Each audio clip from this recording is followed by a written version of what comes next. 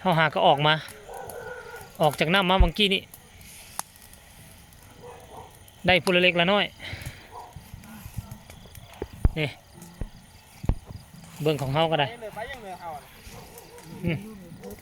ขึ้นต้นข้องโอ้ขึ้นต้นข้องไหม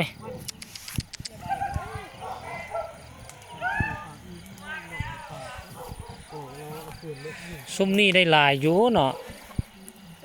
มัดแล้ววะมัดแล้วตอนลงคนนะโอ้หมอนี่กับ2 โลตัวใหญ่อยู่สินี่ตัวน้อยตัวน้อยตัวใหญ่มันซุ้มนี้เอาเข้าโอ้พวกเป็นกินระบบสูอัดแล้วนี่นะเอาถุงยางมาห้องไหมเอาเปล่าไหมเอานี่มันไข่จังไหนวะดึงน้องเลยดึงขึ้นเลยดึงขึ้นเลยดึงขึ้นเลยดึง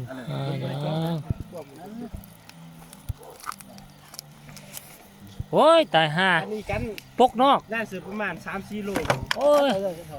นี่ทุกคนโอ้มือนี่มันเอาได้ตัวใหญ่ได้หมอนี่โอ้คันนะเจออยู่ลุมเนาะไม่ยังว่าละหมอซุ่มเฮาคือกันคันตั้งใจเอาแต่ภูมินี่เห็นน่ะแต่ว่า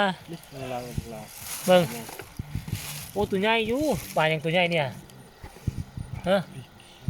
ตัวนั้นนะตัวในมันนะคอปลานี้บ่คอโอเคโอ้แม่สุดคนเลยตัวซ้ำนี่แม่มีไข่อยู่ป่ะนี่เนี่ยปลาหลวงปลาบูเห็นอะไรยิ่งกับต้นไม้หนึ่งฝ่ายไอ้นี่พักคลิกอยู่เต็มเอาถุงยางมาเอาถุงยางมาห้องปลาไหมเอาปลาของปิ้งนะบนสุนเจ้าเขาเอานี่เห็นบ่มองเขาสินั่งกินนี่ไก่ทาบักนี่เลยไก่ทาบักนี่อันนี้คือเป็นห้านอาหารนี่หรือว่าเอาปลาขึ้นไปเทิงบ่ให้เขาปิ้งเขาเฮ็ดลาบบ่เก็บเอาตัวน้อยมันจึงก้างบ่หลายเฮ้ยปิ้งเราก็ตัวละคำ2 คำเลยเอาตัวใหญ่มันใจก้างมันยากเอาละพักเอาไปทิ่มซะเลยว่ะ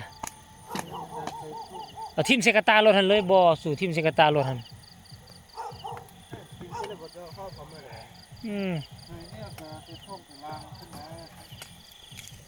เอาทุกคนรอท่าทานมีแล้วก็สิปิ้งปลาเท่านั้นละเดี๋ยวรอท่าตอนต่อไปปิ้งแล้วมันสิเป็นอะไรสิแซ่บหรือบ่เอาเจ้ามาแค้นมาอีกแล้วมันบ่ใครแน่